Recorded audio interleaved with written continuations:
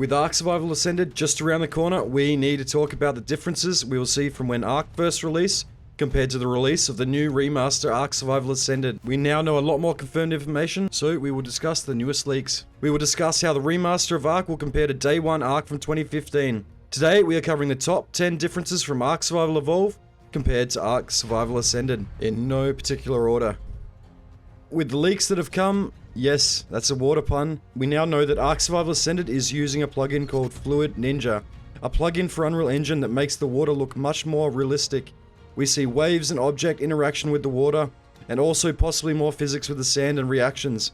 What this will mean is that the ocean will be way more dynamic and raft adventures might feel very much like Ark's sister game Atlas. But let's take that with a grain of salt, or an ocean of salt, because Atlas has a pretty bad track record. But the one thing it does well is the water dynamics and the physics, where the waves interact with your boat, or your raft in Ark's case. I for one am looking forward to this because for a long time, Ark's water has been very one-dimensional. This will shake things up and rock the boat.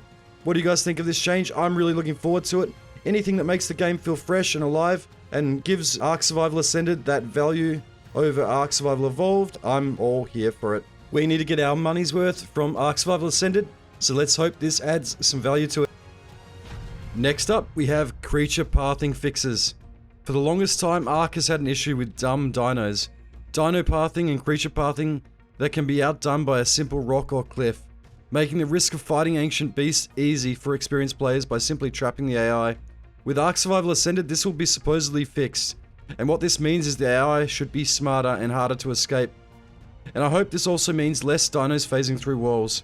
Again, this should make Ark Survival Ascended feel more alive, and add more risks to exploring the world. Imagine if you couldn't get away from a raptor, and couldn't get it stuck in a rock or jump off a cliff, and it chased you on top of it. This would make for some really dynamic gameplay, and really diversify Ark in my opinion. While Jew has covered a lot of information, make sure to give him a sub, and he's got some quotes from Jat discussing the improved nav mesh, and saying the AI in Unreal Engine 5 is much better. On Twitter, there was a lot of people discussing how we'll no longer be able to escape from most of the AI, so it means we'll have to fight. It means the wild tames won't just be background characters. We'll actually have to be careful and take note of them. I know a lot of people won't like, and there's a lot of counters for most of the creatures. To counter raptors, you simply need a bowler, so it just means we'll have to be prepared. What do you guys think of this change? Let me know in the comments below. I'd love to hear your thoughts. With Ark Survival Ascended, oh baby, are there some big changes. Yep, you heard it right. Babies are spawning in the wild on the new revamp of Ark, and what's more is that some of them are tameable. Jat on the Ark Discord said that we will need to defeat the mummy and daddy dino in combat to get the baby. So this is a completely new set of mechanics and sounds amazing. I'm sure it will be some sort of minigame puzzle challenge and not just the old hack and slash we are used to. At least that's what I hope it'll be. But Jat also further clarified that not all dinos will come as babies in the wild. So I'm guessing this might be some new mechanics for certain creatures with aggressive parents like Rexes or other carnivores. But this sounds really cool, and again just diversifies. It makes the new revamp sound even more dynamic. Imagine you're running through the forest and you suddenly come across a mummy and daddy Rex and their baby, and with the new pathing you have to fight them. It might be a real challenge to actually battle them now with the new AI pathfinding as well. You can fight them and tame them. It's not just the same old knock this out, breed it mechanics that we are used to. It's definitely going to feel very fresh and different with this added into the mix. What do you guys think of this mechanic? Next up, we have the new Minimap edition. So I'm guessing this will be a toggle on or off feature, but we will be getting a minimap with pans, zooms and pings. So for PvP and PvE, this will be great. You might have tribe markers to mark a position of a tame that is knocked out so everyone can see it. I mean, we already have tracking anyway, but still it's added visuals, and marking enemy players in PvP could be really useful for PvP scenarios. A lot of people are saying it could be like the survival of the fittest minimap marker, and I don't like minimaps personally. I hope I can turn it on or off, because the less UI on the screen the better. But I think many will find this a great addition, and it will be very helpful in a lot of ways for navigating across the Ark, especially if some new players start to join. Overall, it fits in well with the visual overhauls we seem to be getting for Ark Survival Ascended. What do you guys think? I think we're getting all of the quality of life additions that have popped up in Ark's long history. Another big change for Ark Survival Ascended is base render distance. According to the devs, plus 70% further render distance for bases popping in. So for the longest time, Ark has had an issue with not being able to handle itself, and what I mean by this is when a server had huge bases on it, you could easily fly into their turret range because bases would only render when a player got quite close to them. But with leaps and bounds in technology that Unreal Engine 5 has brought, it means the bases will render 70% further out, it seems. So no longer should bases just pop in and out of view, but they should be constantly there in your view before you fly into their turret range. This will help with immersion too, as it was very strange to have the bases just vanish if you went too far away from them. Also for PvP, we used to use this change to see inside bases at times, as you could see through the walls at certain distances. So this change will be great, but I'm personally worried about performance issues, but hopefully, fingers crossed, Unreal Engine 5 is streamlined enough to handle it. What do you guys think? Does Unreal Engine 5 have enough changes in it that it can handle the amount of detail that Ark is going to have in it, especially considering we don't have cryopods? So there's going to be a lot of tames rendering in with the bases as well. So it'll be very interesting to see how well the game can handle this, as we still don't have the specs out for it yet. Next up, we have the building system revamp. With Ark Survival Ascended, we are getting a full building overhaul.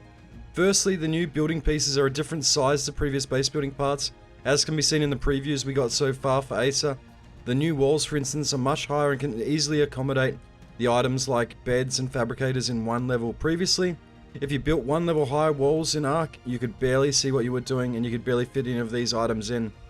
And even if you could, they weren't interactable. So we had to build two high for function, but now we can just build one high and it should function. And the new textures on the base components look amazing. We didn't even have stone tier on day one Ark originally, but now we do. The other thing that I think we'll get is a streamlined building system like S+, which makes building far more easier and convenient.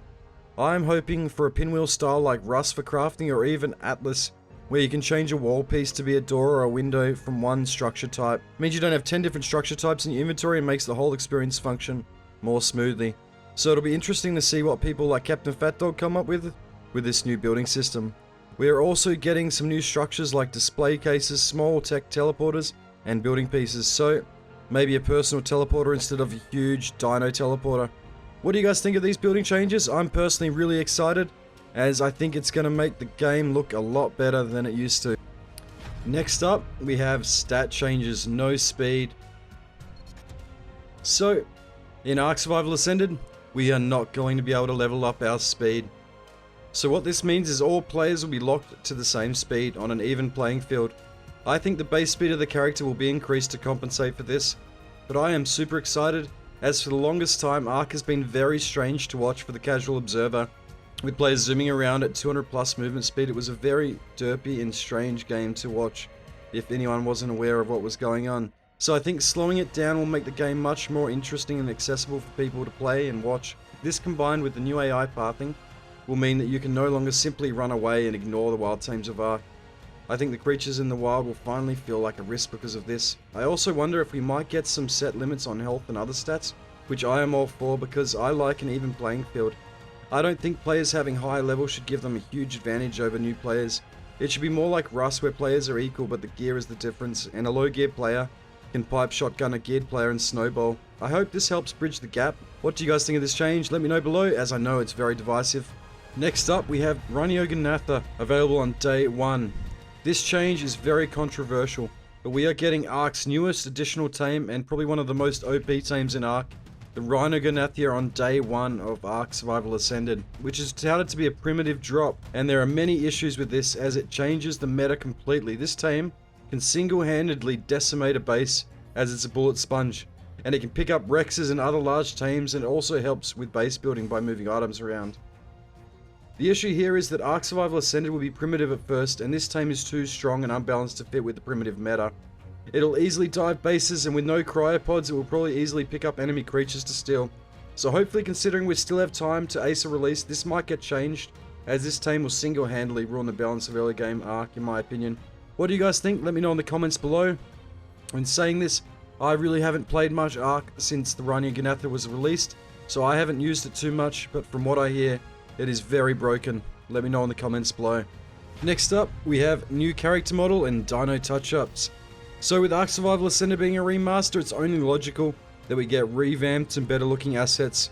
So we have confirmation that the player model will be much better looking, with the ability to add some derp still confirmed by Dolly. But this will be great, as Ark for the longest time has always suffered from ugly player syndrome. The characters have always looked horrendous, so now, at least if we want a good looking character, we can do so. And those that want the derp can still choose that as well. We are also obviously getting touch-ups on the creatures, and new updated textures, as can be seen by the raptor, which is the first in-game release screenshot so far, which looks amazing. So, it looks like Asa will at least look great, if nothing else. And finally, we come to Day 1 tech unlockable on Ark Survival Ascended. When Ark first released, it didn't have tech. Tech hadn't been added to the game at all.